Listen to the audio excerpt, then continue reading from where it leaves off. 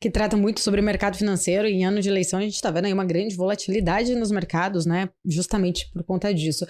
Professor, a gente está falando muito de monarquia e parece que é algo muito distante, às vezes a gente até esquece, né, que o Brasil já teve também um período, a gente é república desde 1889, mas muitas vezes a gente lembra na escola, tivemos aulas de história, falamos, né?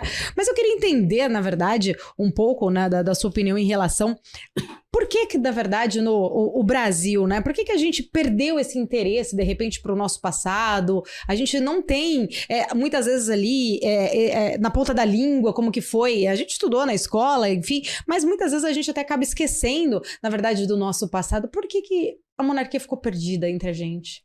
Eu sempre comento o seguinte, né? Você tem oligarquia na monarquia? Tem. Mas o rei é superior a essa oligarquia. Na república, o presidente da república é resultado da oligarquia. Então, quando você teve, no caso brasileiro ali, a oligarquia decidiu retirar o rei porque ele era superior a ela. E aí os oligarcas escolhem quem vai administrar o poder a partir daquele momento. Eu sempre comento que no caso brasileiro, houve 3 coisas que foram péssimas para a gente naquele momento. Primeiro, se eu pensar, foi um caso de misoginia até, não é?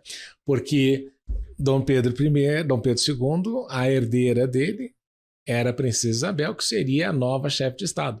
E muita gente não aceitava que a mulher, naquela ocasião, ascendesse à função de chefe de Estado, como ela foi. Então, se você pensar, a primeira chefe de Estado do Brasil foi...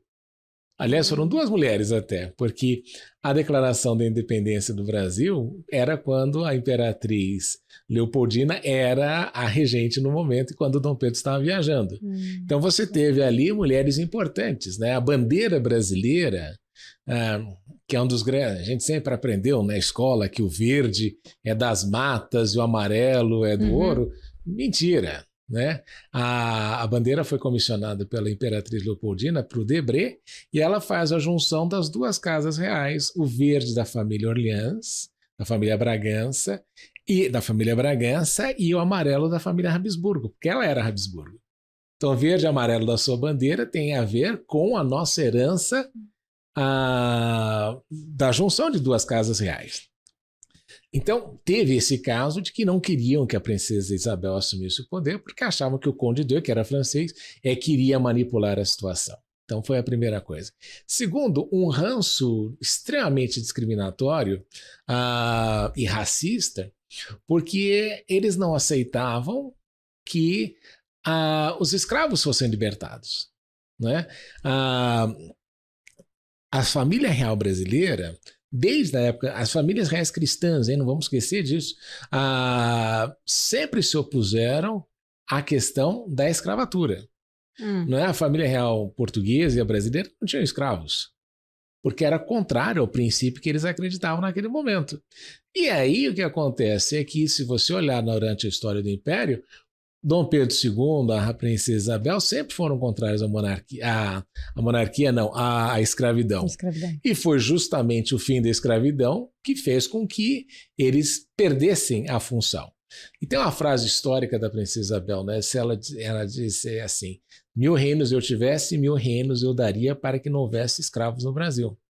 E havia todo um plano de implementação, de inclusão dos escravos dentro da sociedade que não foram perseguidos por causa da questão republicana. E quando a gente entra na República no Brasil, houve justamente aquela questão de tentar apagar o passado. E aí a gente começou a dizer que Dom João VI andava com frango no bolso, a gente começou a criar aquela imagem de que o Dom Pedro I, quando declarou a independência, estava com disenteria.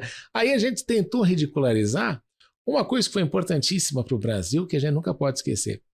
Comparativamente aos nossos vizinhos sul-americanos, como é que o Brasil ficou desse tamanho e como é que conseguiu manter esta unidade? Foi justamente o fato de nós termos tido o quê? Um imperador que conseguiu manter todo esse processo de unificação nacional. Então a gente vai ver. A gente poderia não ser uma nação desse tamanho. Nós poderíamos ter sido divididos em muito menores ou coisa parecida. Cada lugar poderia ter tido ali a sua independência, como houve movimentos de resistência, mas que conseguiram ser controlados pelo governo na ocasião.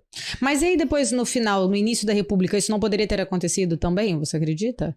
Em que sentido? No sentido de haver essa separação, de repente? O Brasil, ele só é, na verdade, essa república, essa união, pelo que eu entendi, vê se eu tô certa.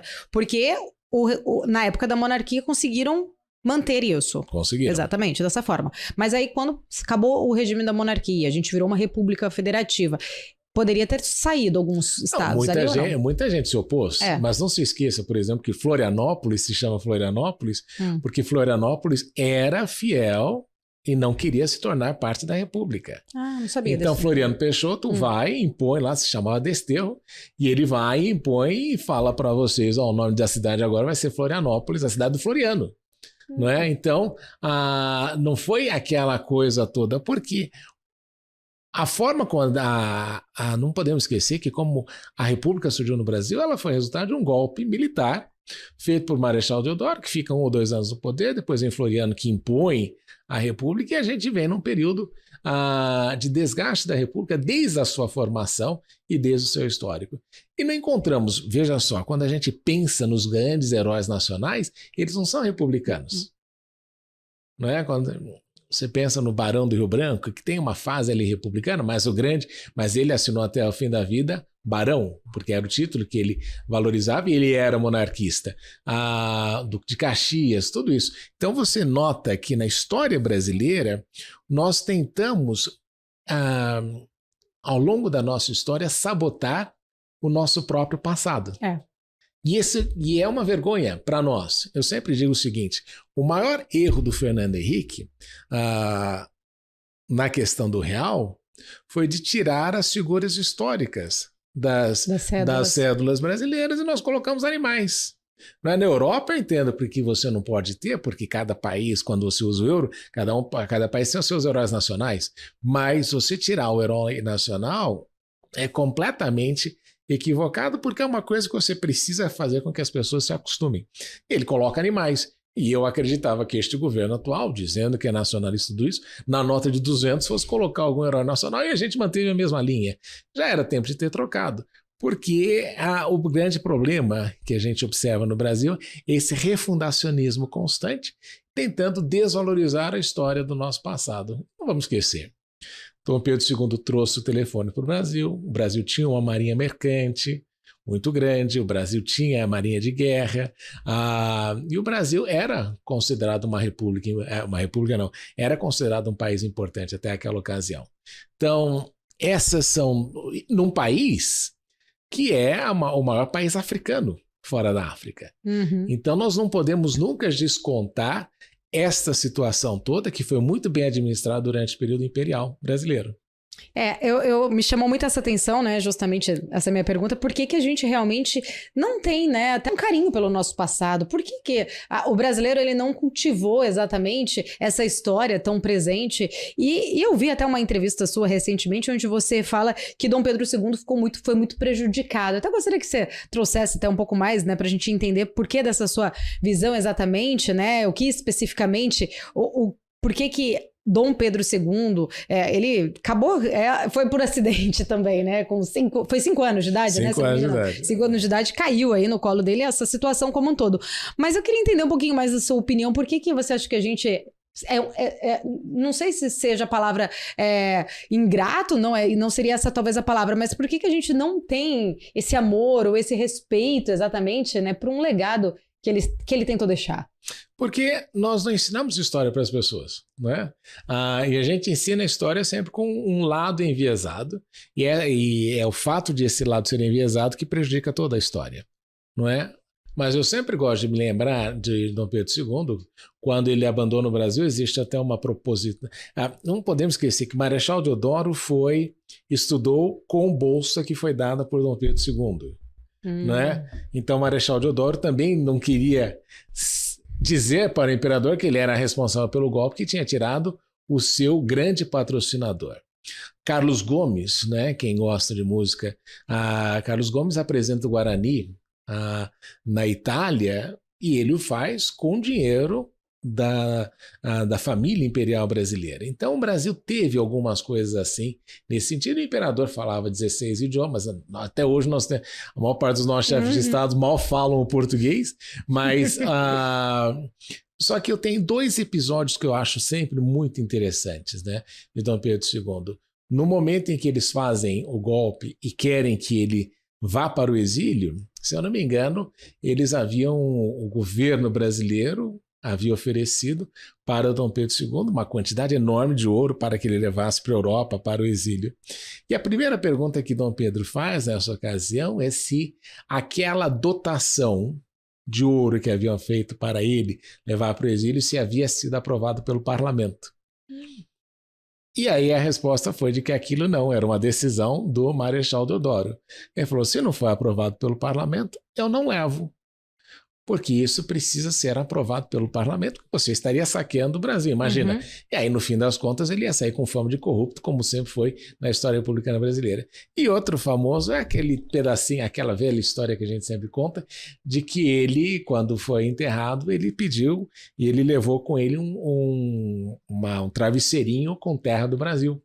Né? E o último pedido dele foi que a cabeça dele ficasse sempre repousada sobre um pedacinho de terra brasileira. Então você vê, tem uma história muito bonita no Brasil. O Brasil tem a própria forma como Dom João VI chegou ao Brasil.